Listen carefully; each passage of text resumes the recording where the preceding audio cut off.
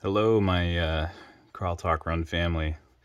It's been a while since I've done any kind of books. I did do 3 chapters of the New Testament Jesus Storybook Bible recently, but seeing as Easter is coming up and it's the reason that Christians celebrate Easter is one of my favorite reasons to celebrate this holiday, or any holiday for that matter, other than Christmas for the birth of Christ.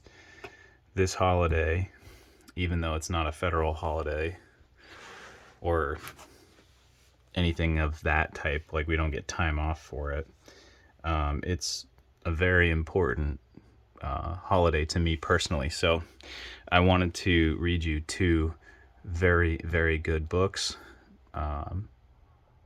The first one for this episode is going to be The Friend Who Forgives. And then we'll do, actually, you know what, we'll do The Garden and the Cross first, and then we'll read this one. And let's get started. This is a book called The Garden and the Cross, The True Story of Why Jesus Died and Rose Again. And it's written by Carl Lafferton and illustrated by Catalina Echeverry. I'm sorry if I butchered that name, but let's get started. This is such a cool, these books they're fantastic. It's amazing that these things exist, and I'm so thankful they exist. They're beautiful. The Garden and the Cross. The Garden, the Curtain, and the Cross. A very long time ago, right here in this world, there was a garden. Right here. In the garden, everything was wonderful. The world was full of laughing and playing and smiling and fun. There was nothing bad, ever. There was no one sad, ever. And best of all, God was there. Hello, Adam. Hello, Eve. He made it all. He was in charge of it all. He loved it all. People could see God and speak to God and just enjoy being with God. Eve, God's here. He wants to walk with us again. How cool is that? Yay, I bet it's going to be even more amazing than yesterday. It was wonderful to live with God. But then one day, wait, look at this face. It's focused on my arm, but there you go. Look at that. Sorry, my hands are filthy. The people did a terrible thing. They decided they didn't want to do what God said. They decided they wanted a world without God in charge.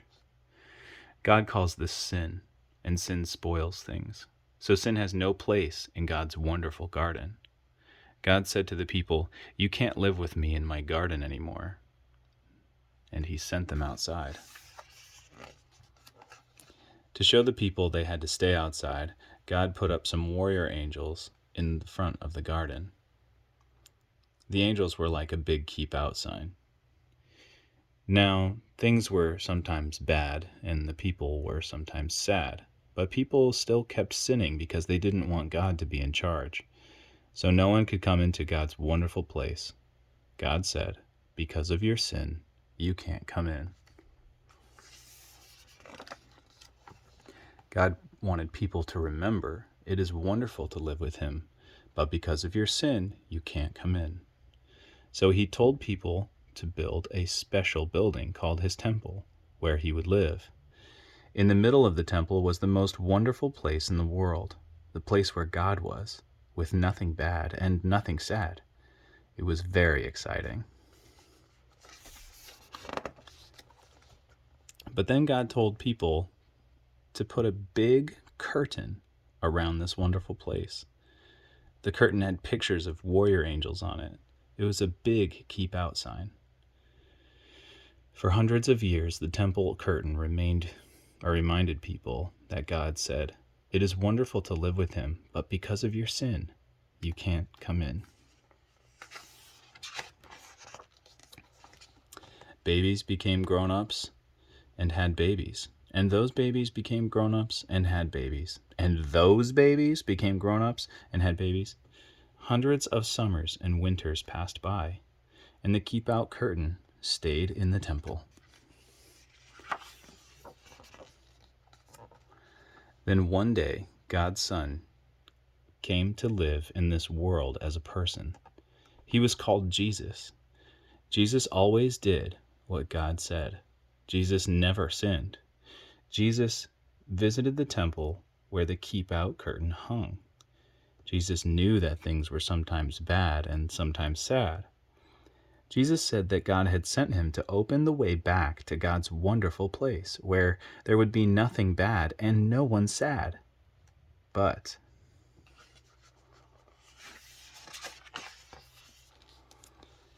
people still didn't want to let God be in charge, so they decided to put Jesus on a cross to die. It was the most bad thing that had ever happened. It was the most sad day of all time. But Jesus had a plan. He had always planned to die on the cross. What a strange plan. Why would God's Son plan to die?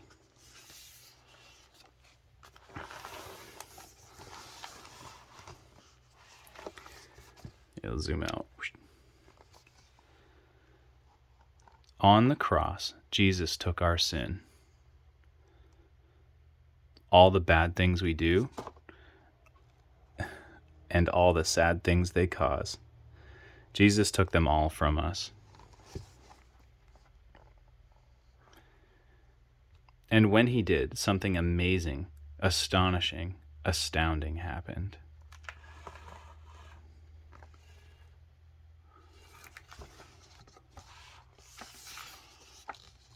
The curtain tore. God had ripped up the keep out sign. God's wonderful place is open again. Because Jesus died, we can go in. After Jesus died, his friends put him in a tomb. They were very sad, and for 2 days nothing happened.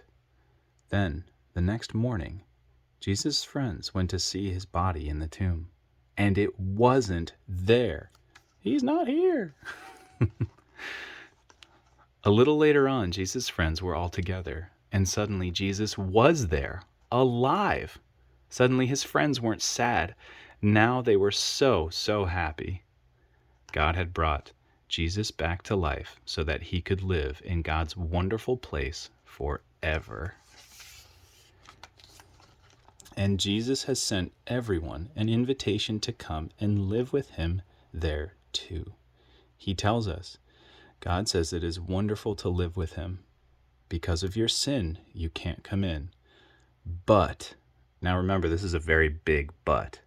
But, I died on the cross to take your sin, so all of my friends can now come in.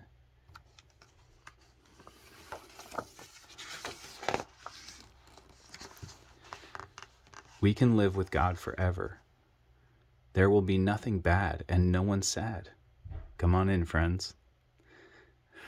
I should say it's more triumphant, like, come on in, friends.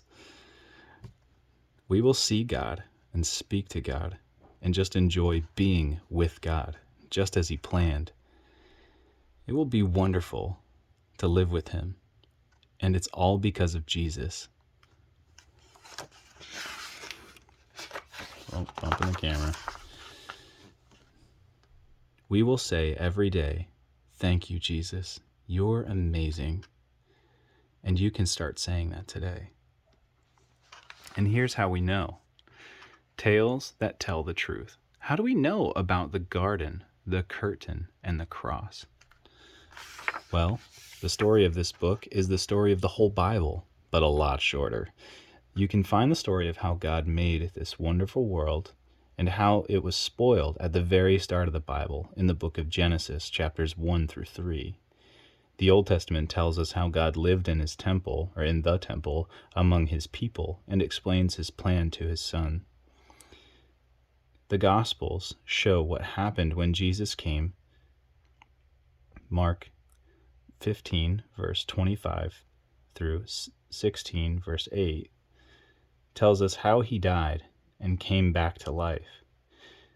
And the end of the Bible, Revelation 21 and 22, gives us a peek at the future, God's wonderful, renewed world. Jesus promises that anyone who believes in him will enjoy life there forever. Quote, "I will come back, then I will take you to be with me, so that you may be where I am. I am the way." John 14, verses 3 and 6. Well, this is, like I said, it's a great book. It's one of my favorite books about one of my favorite holidays. So, thank you for reading this with me. And in the next video, we are going to read this one, The Friend Who Forgives, a true story about Peter, about how Peter failed and Jesus forgave. Thank you for watching.